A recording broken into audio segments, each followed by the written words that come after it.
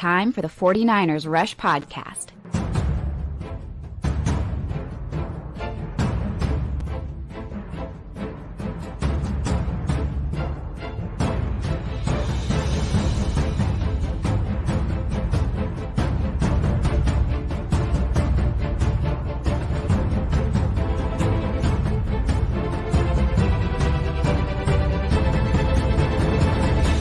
And here's your host, John Chapman. What is going on? Welcome to Victory Monday, baby. The 49ers won not even 12 hours ago. Maybe it was about 12 hours ago, but we are back here. I've finished the first half breakdown of the offensive film. Film just came in early this morning, which was wonderful. That is loading right now. Will be available to our Patreon subscribers at about 11:30, my guess. Once this show's over, it should go live there. Just got to wait for it to load. But I want to go through some film. I want to go through some grades. I want to go through some initial kind of reactions after going back through some of the film and see where those things are. Pro Football Focus put their numbers out. They're rough, but here's the deal.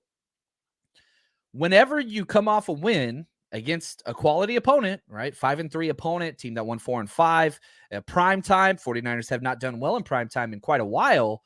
You got to feel good, especially whatever, 2 out of 3 of the teams in your division lost. Seattle Seahawks lost. Rams lost. Rams lost bad. Cooper Kupp's going to be out for a while. Rams are done. DUN. It's over for them. But we got a lot. So we've got some press conference clips that the wonderful Juan Solis brought up that we're going to be sharing today. It's just, we were just loading those this morning. Clayton, the man behind the scene, he is going to be setting you guys up. So if you have questions, comments, or something you want to go over, please just tag us in the chat. We will get to it. I love all the hashtags, CCs, countdown crew, baby. I absolutely love it. So let's do this.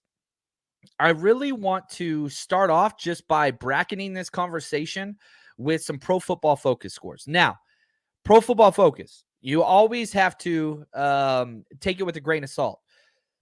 It's a good snap-by-snap analysis of what happened in the game. It does not have a way to measure huge positive plays or huge negative plays because you only get plus 2 points. That's the most you can get, minus 2 points. So if you have the worst play ever, you only lose 2 points. Or the best play ever, you only get 2 points. So again, it doesn't tell the whole story. Ray McCloud was number 1. He only played 7 snaps, but played great. 89.8 grade. Obviously, the amazing catch from Jimmy Garoppolo down the sidelines, which I thought was probably the best pass of the year. I just thought it was incredible. Now, Jimmy was asked about this, and again, shout out to Juan Solis for getting these clips up. This is Jimmy when asked about the Ray play. It was kind of a broken play. Got off the first and second read, just started to scramble, and Ray just became a football player, man. It's kind of what we've been talking about in our skill meetings, just being a football player, making plays like that, and Ray's as cool as anybody's. Just turned up the sideline, made it look easy. But it was a big one. We needed that. And that play came right after the George Kittle huge conversion. So it was 3rd and 12. 49ers only had 3 points on the board. They were down 10-3, I think, at that point. Facing another 3 and out. They went 3 and out to play the drive before.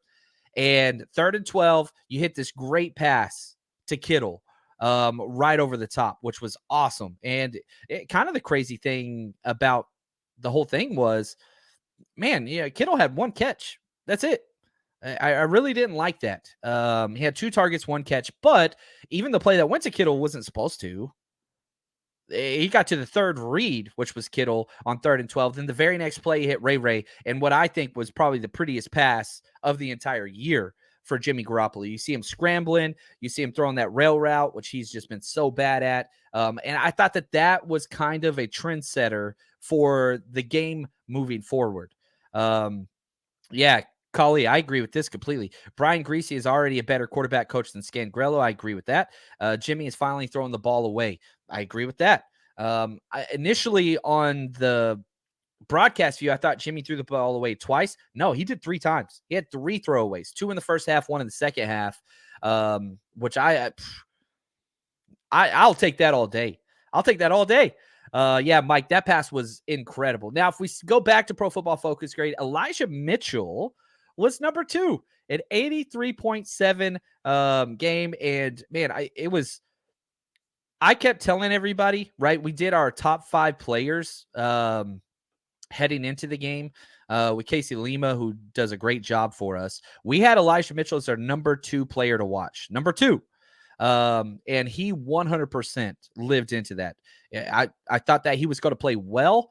I did not expect him to get that much work. And that exact question was asked to Kyle. Did you expect to use Elijah Mitchell more than Christian McCaffrey? I mean, we were hoping that the carries could come out about even. That kind of was our goal before the game started, was to have a goal to have about even carries, but you never know how the game goes. And then at the end there, when we were just trying to hammer it down, we were just feeling them, so we kept them out there. Just filling them, keep them out there. Now, snap rate, Elijah Mitchell got 25 snaps to Christian McCaffrey's 46. So the carries are a lot closer, right?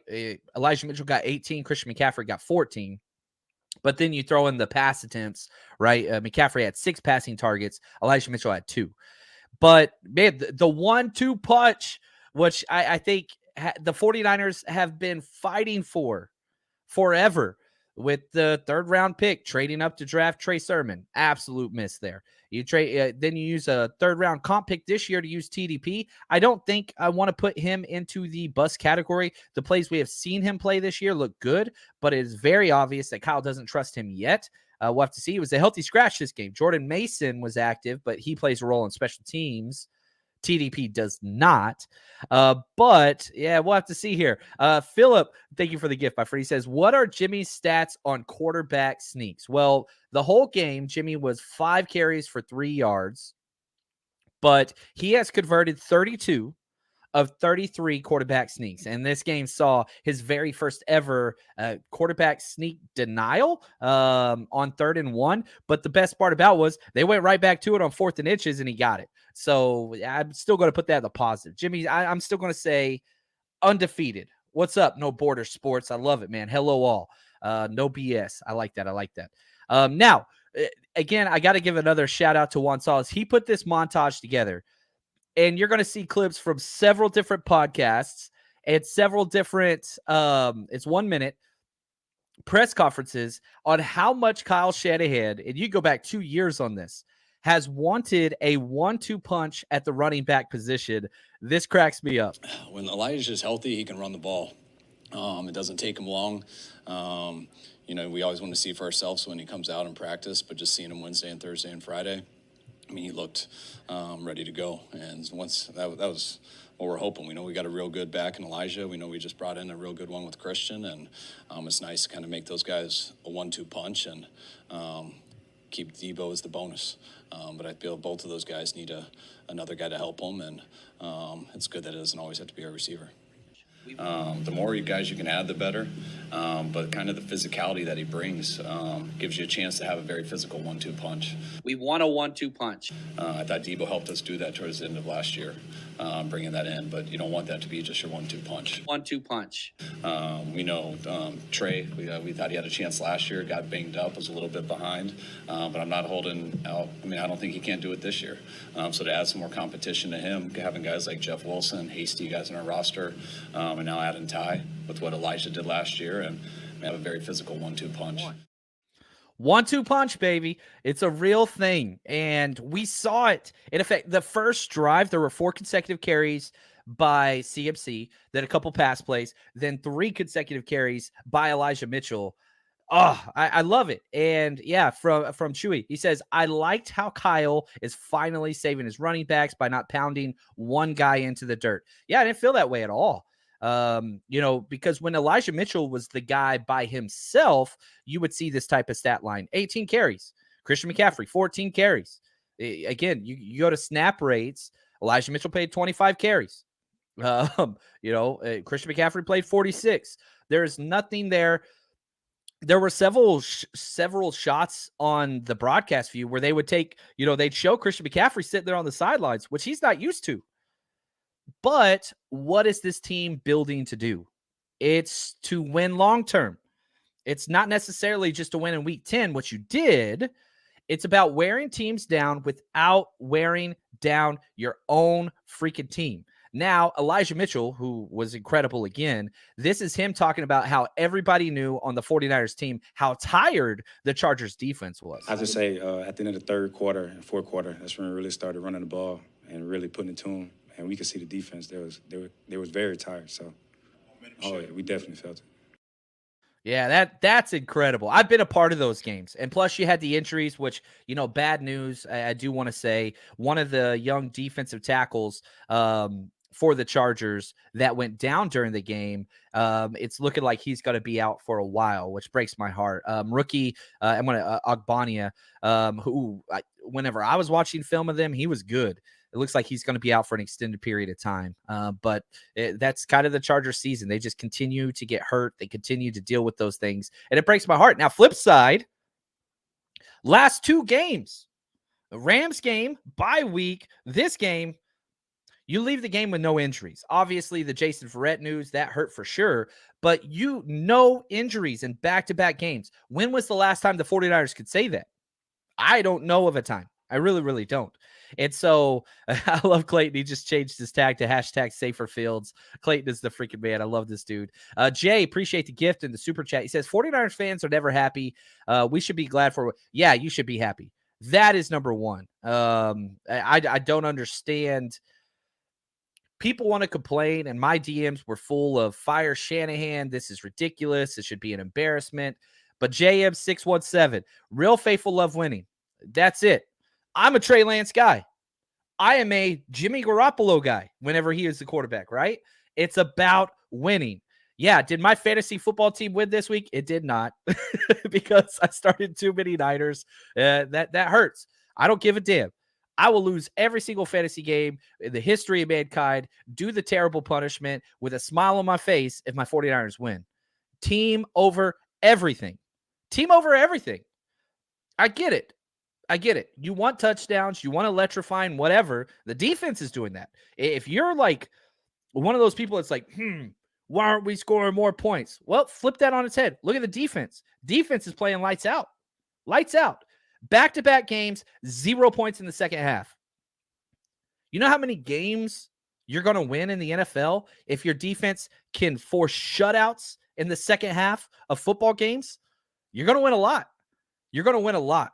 And, Jimmy was asked about this too. And I'll let Chinline just speak for himself. Tell him we got the W tonight, and that's more important than any 72 points.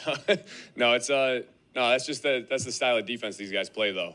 They take away, stuff like that and make it hard on you, make you do those 10, 15 play drives that we had to do tonight. And it's not going to be flashy, but, W's a W, and I hope the fans are happy with that. I don't know. I mean, some people just need to be miserable. I get that. And you just let them. You just let them be miserable. That's okay. But yeah, David, I appreciate you, man. He says another second half shutout. Golly, what else do you want, ladies and gentlemen? What else do you freaking want?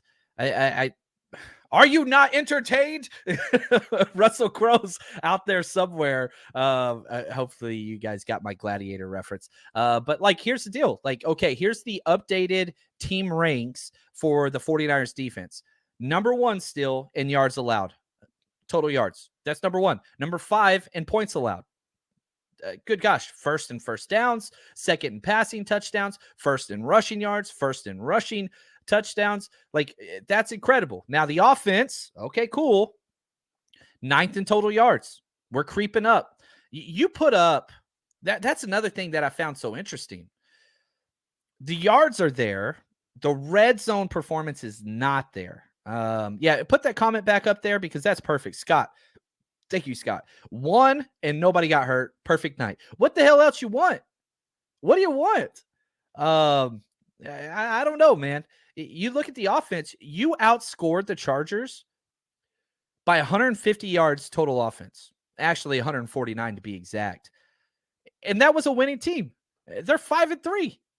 Yeah, Chargers are a good team, and you beat them. Now, did you beat them by more than 6 points? No, but it sure as hell felt that way. Now, it had to be a come-from-behind victory, which I don't like. In the 2 and 5 red zone attempts, only 2 touchdowns and 5 red zone trips, didn't like that. But again, what is complimentary football? We talk about it all the time on this show, right? What is complimentary football? it's being able to see what it looks like when you play together. And whenever you know that, guess what? You don't have to score 80 points, then you're going to be okay. So knowing that your defense is freaking shutting people out. Yeah, I don't like field goals. I don't like them. I don't like field goals. But knowing that you have that opportunity to where, look, if we don't score a touchdown here, we're going to lose this game versus, man, if we kick a field goal, our defense is going to hold. That confidence and turning it over to your defense. Now, you eventually you want your offense to be the one that's, the defense have this mentality. Hey, if they kick a field goal, that's okay. Our offense to go score a touchdown. We're not there yet. Hopefully we will be soon. But again, I keep going back to this. I really do think that this was a good team win. And I feel very confident about that. Now, Millie, he says, why doesn't Shanahan go for it on 4th down when we're so close to the end zone? Now, I'll say this, a couple big things there. Because Kyle talked about this, and he was planning on going for it on 4th down on the first opening drive until you had that negative yard play on 3rd down. 3rd down, you got a negative play, so they kicked the field goal. That was huge. And it happened in the second half again. 4th down, it was 3rd and 3. You lost a yard, then it was 4th and 4, and they kicked the field goal. Chargers did the same thing. He's big momentum guy. And so if he feels like they're, marching, then he'll go for it on 4th down. And he did. He went for it on 4th and 1 at midfield and got it with Jimmy G quarterback sneak. But I don't know. Kyle is one of the most conservative coaches when it comes to 4th down with this team. Now, having said that, let me put this question to you. You guys throw this up in the chat. When the 49ers get the ball on the 5-yard line, do you feel confident that they're going to score? When they get the ball and it's 1st and goal on the 5, do you feel confident that they're going to score? Because I do not. I don't. And let's say you went for it on both those 4th downs and didn't get it and didn't kick a field goal. Guess what? Now you're in overtime. Small ball wins with this defense. Small ball wins with this defense. Am I happy that they go there? Am I happy that they settle for those field goals? No, I'm not. And look at everybody. Khalil, no. Sin, no. Shot J, no. I'm the best, no. Benji says 50%. Yeah, it's so that's the thing. Whenever you look at, you have to feel the game out. You have to. And watch the freaking Buffalo Bills against the Minnesota Vikings. They're the most aggressive on 4th downs. They're up 10 points, and they could have kicked a field goal. Instead, they go for it on 4th down, don't get it. Turnover. Guess what? They lost in overtime. Now, it doesn't always work this way, but you could find examples to sway both sides. But what I'm saying is, as a head coach, if I'm sitting on the sideline, we suck in the red zone. Do I want to put this game in a win or lose situation on a 4th and 3 call? I do not. I do not. Not with Mike McGlinchey out there. I don't. Brandon Ayuk, who's been incredible, dropping passes in the end zone. That was a crazy, awesome route, by the way. Not the best pass from Jimmy G, but it hit him in the palm of his hands. Jay, thank you for the gift. Says Garoppolo outdueled Justin Herbert. Who would have thunk it? Yeah, I don't think you would have. The weapons were a big deal, but I don't care what your metrics are, okay? Herbert, 21 of 35. You've got Garoppolo, 19 of 28. So basically same amount of completions on 7 less attempts. He won there. Yards, 196 for Herbert, 240 for Garoppolo. Average yards per pass, 8.6 for Garoppolo, 5.6 for Herbert. Herbert did have the 1 touchdown, which was an incredible pass, but then we fixed it. He did have 1 interception too. Jimmy Garoppolo, 0 touchdowns, 0 interceptions. Jimmy Garoppolo is 10-2 as a quarterback for the 49ers when he doesn't throw a touchdown pass. I think that says a lot about a lot of things. Not an anti-Jimmy guy, but I understand he is not the trailer or the truck that pulls the team. That's not what he is. He's along for the ride. And his job is to convert on 3rd downs, which he did. He was 8 for 10 on 3rd down conversions that he threw the ball. And one of those was dropped by Brandon Ayuk. So 1 bad pass on a 3rd down. Outside of that, 8 for 10 completions. He did his job. You run the ball 41 times, you get some third down conversions, you're going to be okay as long as you don't turn the ball over. There was not one pass in that game that Jimmy put into question with ball security wise. Not one. Again, threw the ball away 3 times. That's huge. QBR. Justin Herbert, 37.1. Jimmy Garoppolo, 57.3. NFL passer rating. Herbert, 73. Jimmy Garoppolo, 94.3. Find one category. Probably deep balls completed over 20 yards. Jimmy had 0. One of the predictions I had was that Jimmy would have his first 20-plus yard air completion for a touchdown. That didn't happen. Didn't happen. No Border Sports says, depot that like button. Please go hit that like button if you're watching us live on YouTube. Helps us out. Even if you're not live on YouTube and you're catching this later in the day, hit that like button. It does help us out. Really, really would appreciate that. Now, I got some more clips and stuff that I want to go over. But man, I hope you bet with us. Oh gosh, we did so well this week. We hit on 7 out of 8 bets, which was awesome. And we're still running a special with MyBookie. With so many sports books to choose from, you need a platform that makes it simple to bet and win like MyBookie. We've been using them for 5+ years. Easy to get your money in, easy to get your money out, easy to find what you want to bet, and they've got everything. Huge selection of odds, props, contests for all your sporting needs across all sports. You can stream the games live and bet live while you watch, so you can turn game day into payday with MyBookie. Sign up for free today. Use promo code 49ERS or just scan the QR code to my right here if you're watching on YouTube. Claim half a deposit match up to $1,000. So if you put in $1,000, you get an additional $500 to bet with. That's promo code 49ERS to claim your deposit bonus and give yourself the competitive edge. When you play with MyBookie, you're not just betting, you're joining the winning team. Again, as always, bet anything, anytime, anywhere with MyBookie and bet with us. On our Patreon account, we load our bets every single week, and we have been doing very, very well. So come bet with us, and let's go. MyBookie, baby. All right, I want to talk about this because I've been getting a lot of this. Vlad, appreciate you, man. He says, almost like the Niners miss Wilson and Raheem. I 1,000% disagree with this statement. Who would you rather have? Raheem Mostert and Jeff Wilson Jr. or CMC and Elijah Mitchell?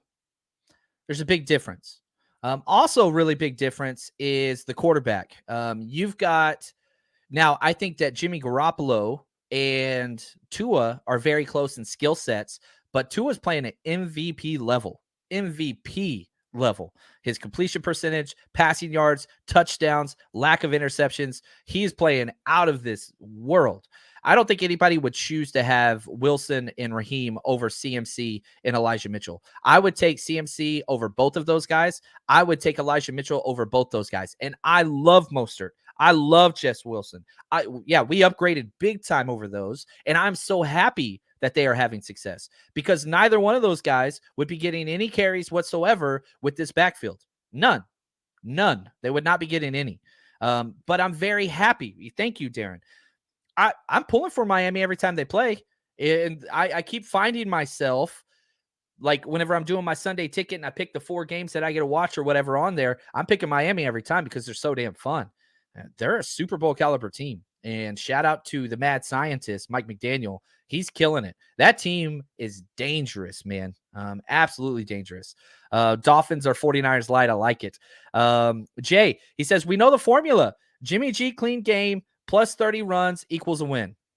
Yeah, whenever you look at Jimmy G clean game plus 40 runs, that's going to always come out in favor, even with the block kick, even with the missed extra point, even with the Ayuk fumble, even with the Ayuk drop touchdown, even with the blown coverage by Hufanga, which I want to talk about him because I guess, I don't know, in the social media / Twitter world that is 49ers Twitter or whatever, like everybody kind of associates themselves with certain players. Me, I attached myself pretty early to Hufanga, Dre Greenlaw, and Trey Lance, who are up and down players. Let's be really honest. And Hufanga did not start well at all.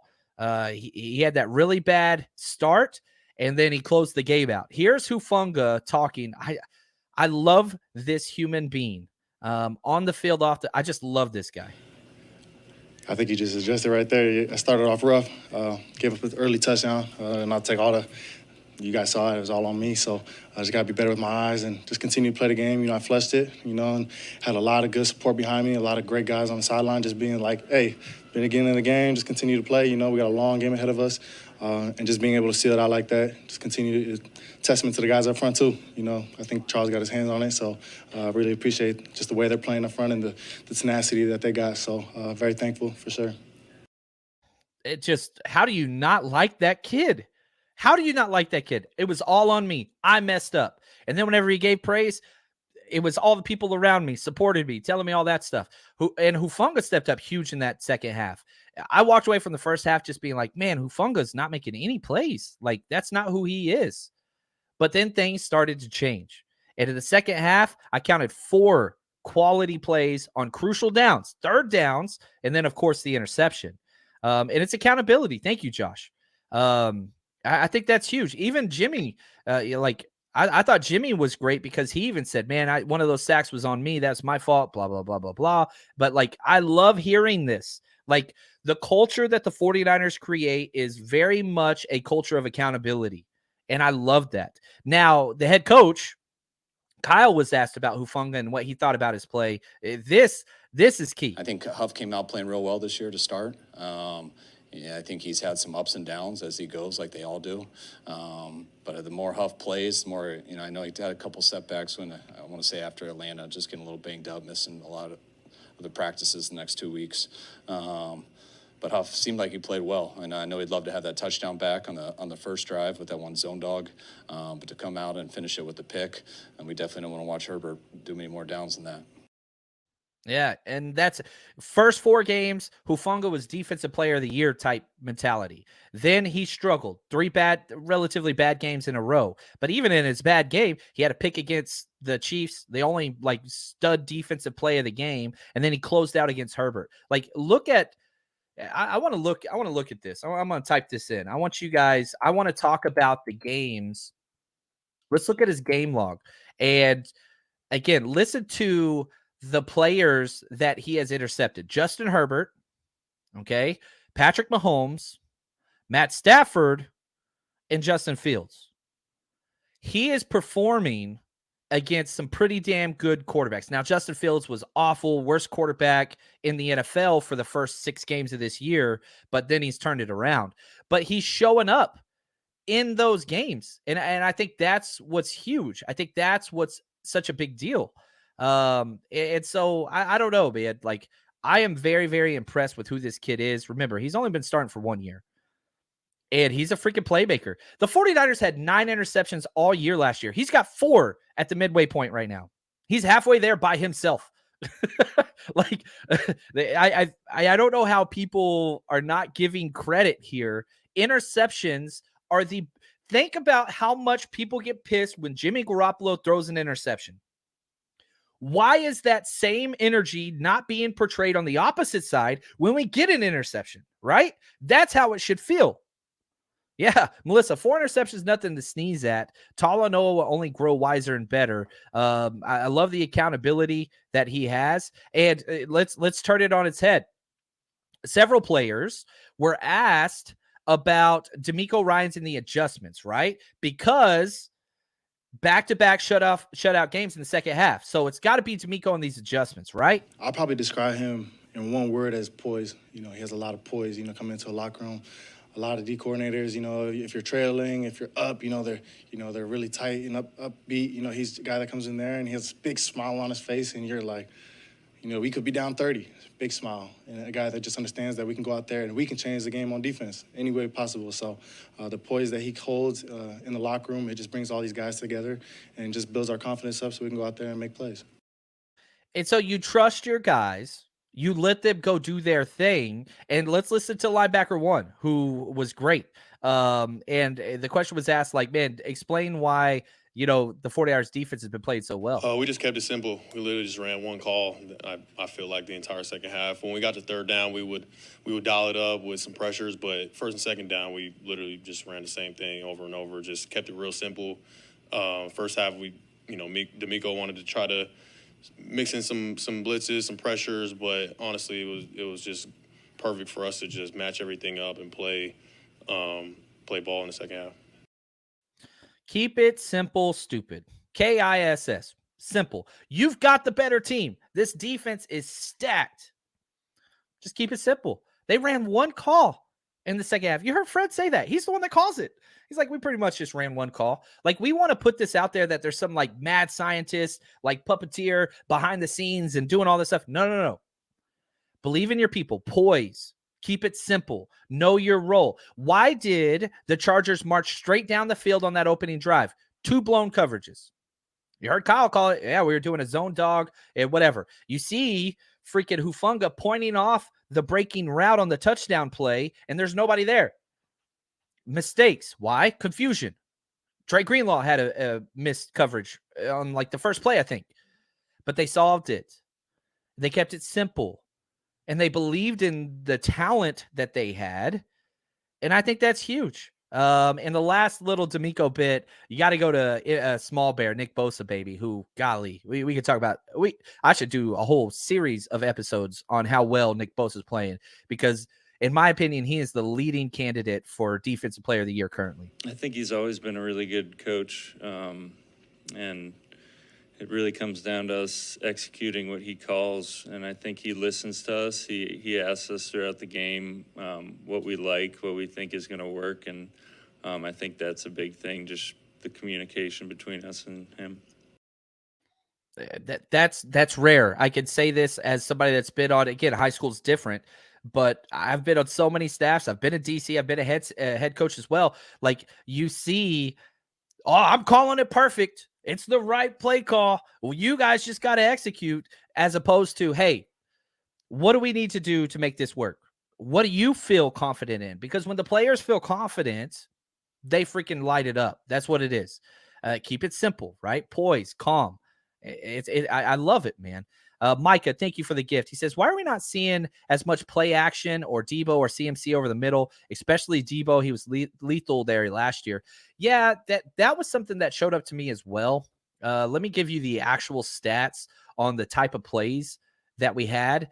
We only ran 7 play action plays. Of those, we completed 4 for 50 yards. That was it. 23 non-play action plays, 6 screens. Part of me says there wasn't as much play action because the holding calls that we get on play action. Again, Mike McGlinchey, who, if we look at a Pro Football Focus metric, he was rated pretty dang high. I think he finished, where did he finish? Let's see here. Mike McGlinchey was the 6th highest rated player on offense. He had a 75.3 grade. And I really thought the first quarter, McGlinchey had 2 pancake blocks, was lights out. I don't think he had 1 negative play the entire first quarter. And it was just like, again, I went through play-by-play and I watched this guy the entire first half. And I'm like, ooh, first quarter, this dude is a baller. And again, what does Pro Football Focus do? It measures per stat. And so you have a whole first quarter where it's just like, whoo, so good. Then you get to the second quarter, and he's got a holding call that doesn't get called on 3rd down. I mean, just tackled the guy from behind. Literally bear hugged him from behind and pulled him down because he got beat. Didn't get called. Next drive on 3rd down, 4 plays later, right? So 3rd down, you didn't make it. You punt it. You get it back. 49ers are about to go 3 and out. And he did get a holding call. Basically did the same thing, wrapped around, got his hand inside, tackled. So you had 2 drive-ending holding plays within 4 plays, okay? Now, the running plays, he did pretty good. Then you get down to the goal line in the second half, and he's just whiffing on people. So he got the quarterback hit 1 time throughout the whole game. But I don't know, man. It's 2 pancake blocks and 2 holding calls on 3rd down. Only one of them got called. But, I mean, it was pretty egregious. We got lucky it didn't get called. Is that worth it? I don't know. From a Pro Football Focus standpoint, and the Mike McGlinchey stands, and John Lynch, he falls into this too. And he even said, that Mike McGlinchey's kind of a victim of social media. And, I put out a clip last night just with my cell phone on the TV of Mike McGlinchey whenever it was 3rd and 2 on the 2-yard line, 3rd and goal, and he just barely touched his guy. It's gotten, I don't know, well over 100,000 views and retweeted by all kinds of people. And like, all I said is the game was on the line. Here's Mike McGlinchey. That's all I said. Like, I didn't say Mike McGlinchey sucks. I just said the game's on the line. Here's Mike McGlinchey. And like, that's the thing. Those clips are bad. They're really bad. How often we don't do that to anybody else? Am I targeting Mike McGlinchey? I don't think I am. I really don't. But whenever these mistake plays just continue, I mean, if you put his 2 holding calls and his 3 whiff blocks, that's 5 plays. He played 71. So does that mean 66 good plays and 5 catastrophic plays? Does that make him a bad football player? I don't know. I'm going to argue late in games, and when it's a clutch moment, he's about as bad as they get. Early downs, he's incredible in the run game. He's great. In fact, he's great. But is that worth it? How often do you have to get posterized? And his body language sucks too. I don't know. I really wish Colton McKivitz would just step in, 1 out of every 4 drives and just get some work. Because again, Mike McGlinchey's great in the first and third quarters. He's great when it's pressure, when it's long drives, where he's tired. Second quarter, fourth quarter, watch out. Watch out. But again, you could shape the argument and say he got the quarterback hit 1 time. He didn't give up a sack. He just got him hit 1 time. That's a pretty dang good game, right? Well, guess what? Let's just put this into context. Aaron Banks finished with a 55 grade, 17th out of 18 possible players. At the bottom, do you know how many times Aaron Banks has got the quarterback hit this year? Do you know how many sacks Aaron Banks has given up this year? That's right. A damn donut. 0 from a rookie. He's not a rookie. It's the second year. But the first time he played. Yeah, can you expect that on the tackle play or whatever? No. But again, who would you rather have? Would you rather have Mike McGlinchey, who grades out how many points higher? 20 points higher in this game? Or would you rather have Aaron Banks that graded out 20 points lower but had no catastrophic gotcha posterized plays? And this isn't the first game this has happened. I want consistency. One of my favorite, I don't know where the quote originates to, but Robert Saleh used to say it all the time. And, me and Juan Salas going through all these damn press conference clips. I've seen every damn one for 6 years. Saleh would always say, consistency is the truest measure of greatness. That's what he would say. And you hear guys like Fred Warner say that now, and Jimmy Ward say that now, like it's a big deal. I'll take consistency in a heartbeat over what we're getting from Double M. That's just me. Let me know. Okay. I wanted to put this up in the chat. Clayton, help me out with this. What would you guys prefer? Do you prefer, if you had to choose, would you rather have another Aaron Banks or would you rather have a Mike McGlinchey? Somebody that's going to have more positive plays but more negative plays? Or do you want the consistent, just solid play? Because I want consistency. I don't like ups and downs. One of my favorite things I used to say whenever I was a coach, don't get too hot, don't get too cold. We want to stay in the middle. That's where we want to be. Because whenever you get too ramped up, that's where mistakes start to happen. Whenever you get too low, I don't know. Why did Banks grade so low? I went through the first half. I didn't find very many negative plays at all. I want to be honest with you. Now, McGlinchey's positive plays, again, he's pancaking people. I will say that. He gets to the second level in the run game as well as anybody does, and that's why Shanahan loves him. But golly, man, I could post, maybe I should do this just to mess with people. Put out 2 tweets, okay? I'll make a 5-play highlight reel of Mike McGlinchey in a game, and I'll label it, Mike McGlinchey is the best right tackle in the NFL.